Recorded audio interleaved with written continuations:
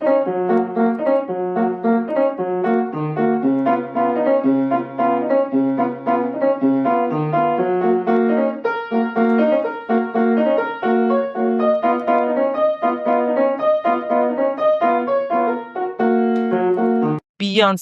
says that the harder you work at something, the more you love what you get. An educationist, a culture enthusiast, a musician, a seamstress, what you call a complete woman. I want you to just follow me as we look at her profile.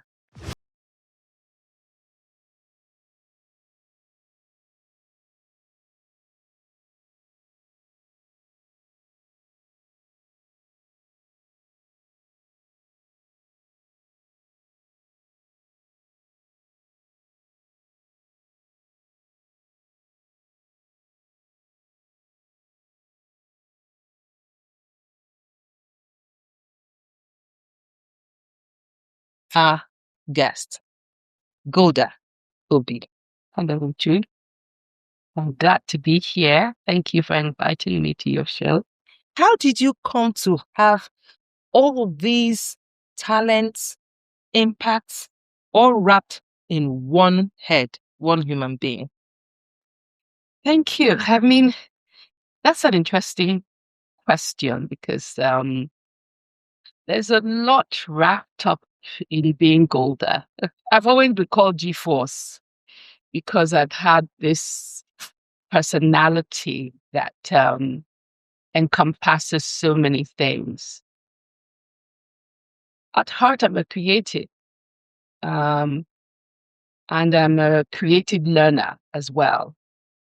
And I grew up in a Nigeria where learning was very kind of stiff.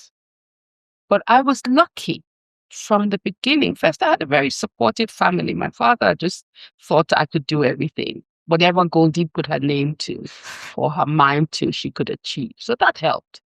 And then I went to primary school where the arts was important. And I was taught by the nuns. So it was my first exposure to playing the piano. So I started learning to play the piano as little as I think 7. And that creativity was nurtured when I went on to Queen's College. So I'm proudly a big girl. In QC, there was a lot of arts. And I was one of those that studied music. I loved to dance, to act, do anything that had to do with creativity. My favorite teachers were those who could express their subjects in real terms, not just theory. Those were subjects that I never forgot. And you want to give us some examples? Well, history. I find history to be the most interesting subject. I'm a lover of history. I'm a history teacher as well. And history combines your culture, tells you who you are. Now I operate in the intersection of education and the creative arts. I'm very big on leading creative initiatives, using creativity to express education. Now, history is one of the most expressive subjects because you can teach everything and have a story. It's about who you are. And who you will become is essentially an expression of the knowledge of who you are. And I think sometimes I'm really passionate about this, by the way, because I think that in Nigeria, one of the biggest things that plagues us is identity. Sometimes we don't really know who we are as a people, as a country. And that's because not enough of our history is told. When you know your history, you're proud. We're a country rich in culture. So did you study history in school? I actually didn't. And I think in those days, everybody wanted to do sciences because it made you feel you were intelligent. So I was your regular physics, chemistry, biology. But let me tell you, after the day I dropped my pen in my final exam, my creativity has led my life.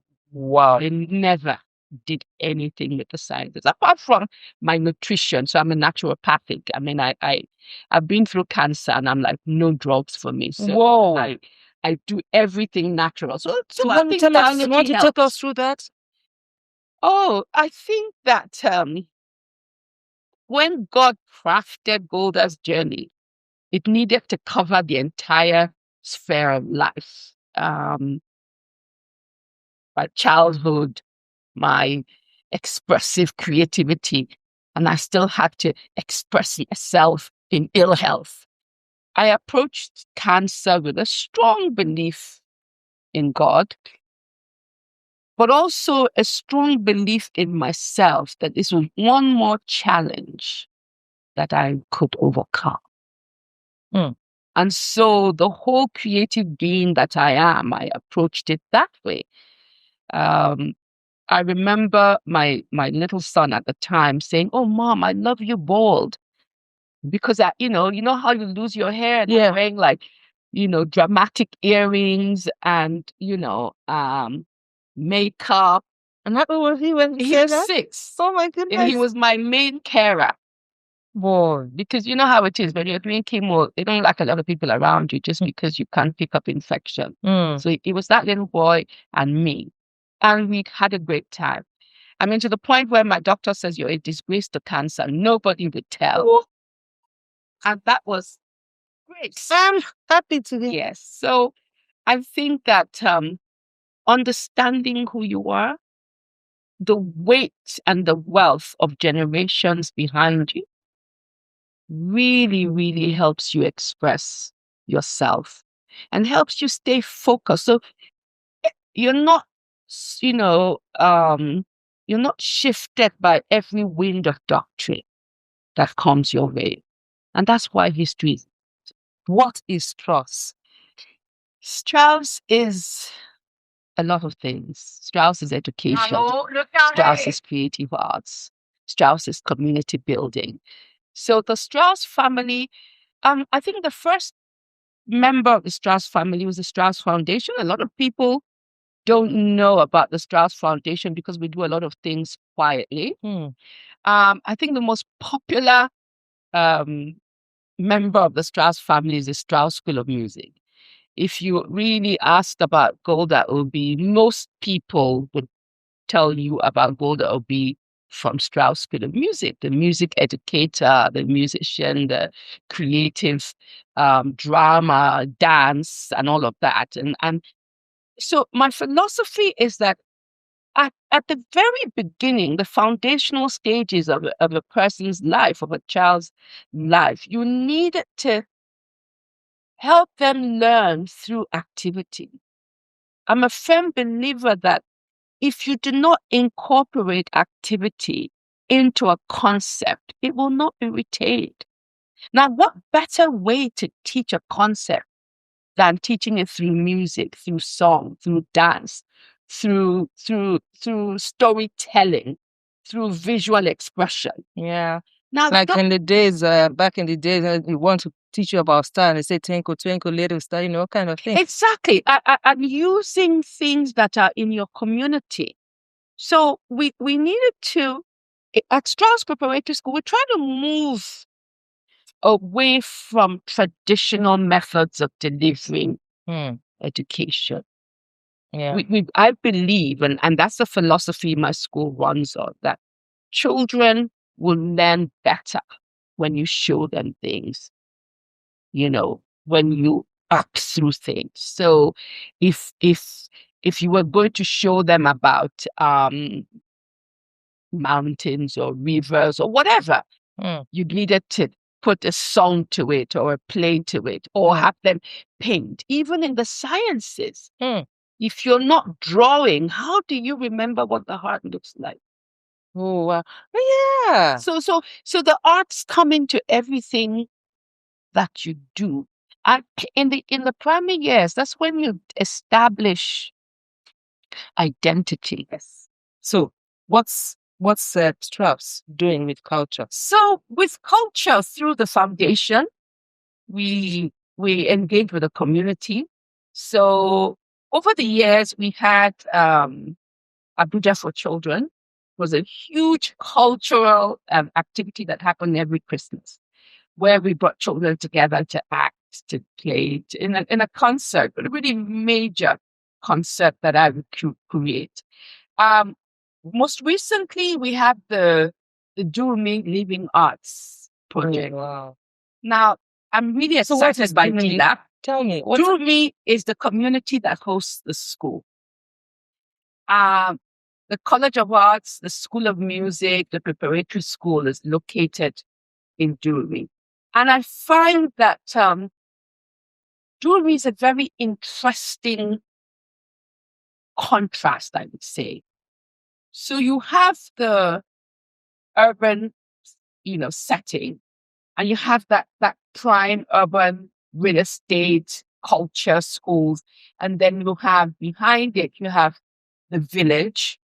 Now, if you know about the community, Baggy people, they were hugely cultural, artistic people. And so I'm really excited by the fusion that we're trying to work with them.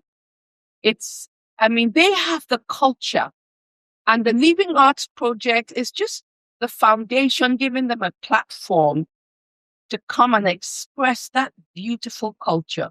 I'm sure a lot of you know about the pottery, That's the Batu people, all that ceramic, the pottery that they do. But beyond the pottery, their dance, their music, their art. So Doing Me Living Arts Project is so many things. We have the living voices, the storytelling, where we're talking to community elders and having them tell us about their people, their town, their community before we all came. Then we have the Girls Creating Change.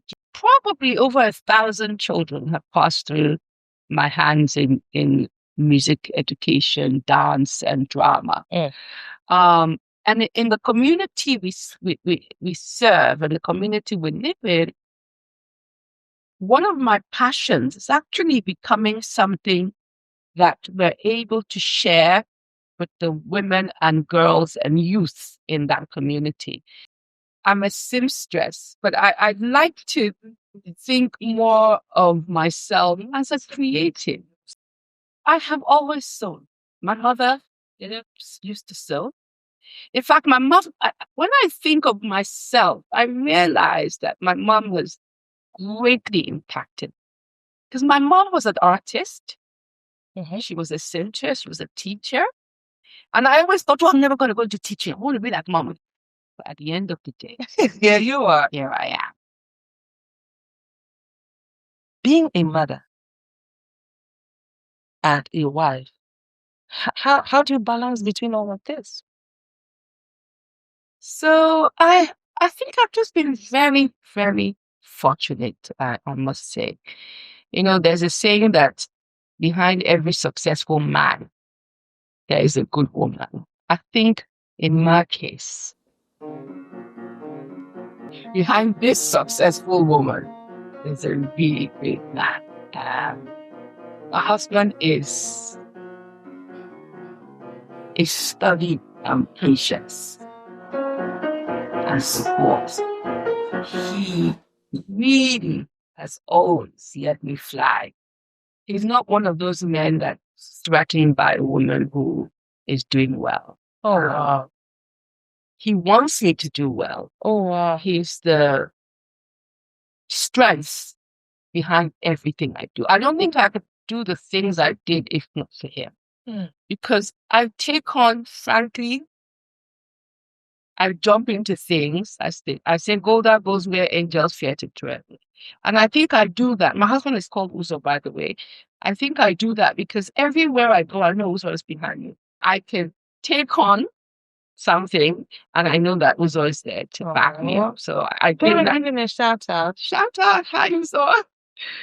I'm spoiling a bad name. And so that has really been my strength. My husband was a hands-on dad. which meant whether I was there or not. So far as I had food, because cooking, no, he's hands-on in everything else, but he didn't going to cook. So once I made sure that the kids had their food, their snacks, everything. And I'm a bit of a traditional mom, so my kids would cook. That really helped because it helped them stay grounded. They would go to the market, they would cook, they would do it. Once they're home, but I have a large family. Mind you, I have 7 children. 3 are biological, and 4 of them, my sister, bless her soul, I would say gifted me our most precious gifts when she went to be with the Lord. And so my joy is really full, you know. And a testament to my husband is that I didn't even think twice, because I know that once I said, oh, my nieces and nephew need to come here, he would be like, if that's what you want. Wow. That's exactly what. Not thank you. Not mindful that his family kind of doubled, which meant his financial responsibility doubled. But Uzo being Uzo just took it all in his stride. So I'm grateful for that. Well, my kids are very artsy. So we have a very eclectic environment, which is a nice blend of everything. So my home, I think, is a reflection of who I am. I'm very traveled. I have what they call wanderlust. I like to travel. And everywhere I go, I like to see what the culture is, you know, and how that can synergize with who we are as a person, how we can learn from those people how to better express and sell our culture. So part of what we're doing with the Do Living Art Project is we want to create tourism.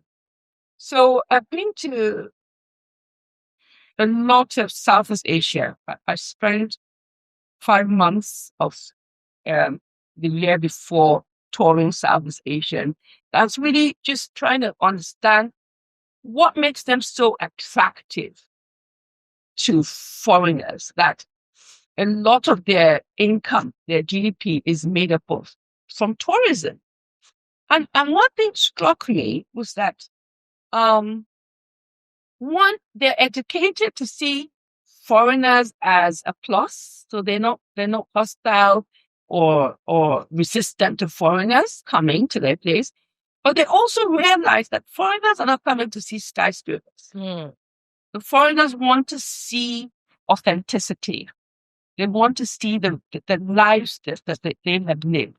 And that really influenced the Do Living Arts Project, because I realized that sometimes we bulldoze what we consider our would I say, native or ancient history, and we try to build big shiny new toys. But that's the key.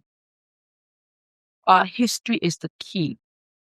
And so with this the DLAP program, we want to regenerate the Badi villages of Durumi.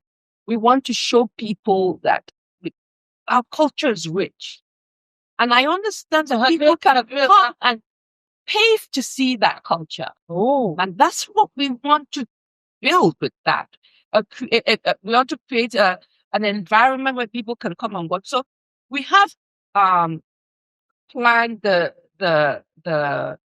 Bagi Zita Day, which will happen 31st of May. It is. Then we have the Bagi Festival, October. Okay. Because kids in my school are engaging themselves to work with the children in the village on Children's Day. They're collecting books, toys, dresses to share with their counterparts in the village, and they're going to learn from those. So the kids may not be in a structured environment like a school where you're structurally learning music, you're structurally learning art.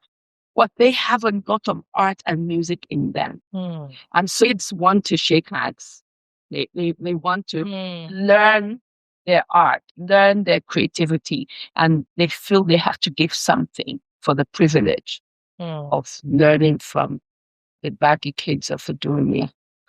Now, the Strauss College of Arts is more of a training institute for older people. So, fresh graduates, 18 and above. We have a partnership with Anansi Africa, which is a training center in Lagos, and we offer trainings so.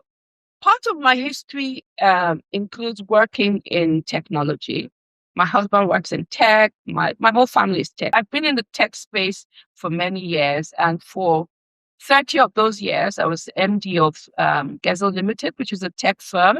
And we've done a lot of work in the tech industry. So I brought tech to creativity. So at Strauss College of Arts, we do creative software. So we would learn how to use Clo 3D. Clo 3D is like a software you use for design, for fashion design. You asked about Strauss School of Music. So I'm just telling you, it's not just School of Music. Wow. You have the College of Arts where so we have training for music, drama, film. So we do film recording, documentary, photography. So the College of Arts is very wide. I collaborate with different people. Shortmaker Media is a collaboration on the film and documentary side of things. So I believe in working with, again, disclaimer, I can't do everything myself. So I do believe in working with people. And I think that's the strength, being able to work with other people to birth the dreams that I have, they have, and we can bring that to the communities that we serve. What do you think Nigeria can do with what you have? So let me start from talking to the ladies. I would say, if grandma is alive, go talk to grandma. Ask grandma what she was wearing in her day. Ask grandma what snacks she made that have been archived. Because that's the creativity that you will build on your history. Again, history. Yeah. Your history is what you express. Part of my proudest moments is watching Nigeria artists on Canex. Canex was created by Afrexim, and a huge investment Afrexim has made in the creative sector. And Nigeria, because we're a rich, cultural, diverse nation, we have a lot to offer. And I think our girls, our women, our young people, even our boys, I'm not discriminating, can take a lot from our culture to the runways abroad. One of my kids from music school, Te Aiwa, all over the world, you're hearing about Nigeria. And what are you hearing about us? The things that come from within, things that come from our culture. And I want to thank the government. I mean, I know that there are a lot of things that we can call to the negative. But please, you can decide your cup is half empty or half full. And as far as I'm concerned, in Nigeria, our cup is half full. We have our Honorable Minister of Culture, Tourism and Creative Economy. She's doing wonderful things. She's with all over the world. She's talking about who we are. She's bringing attention. My good friend, the DG Arts and Culture, National Council for Arts and Culture, Obiasika, is a wonderful guy, fantastic, visionary. How do you now find relaxation? Well, I love to cook. I love trying out new recipes. So finding new ways to eat not so interesting food is interesting, in itself. That's kitchen of yours. Get some aroma, scintillating. My favorite thing is afang. Because it's medicinal. It's very, very rich, iron. and it clears your system fiber rich, So I can do you afa. Okay, so let's go to the kitchen. Okay, thank you.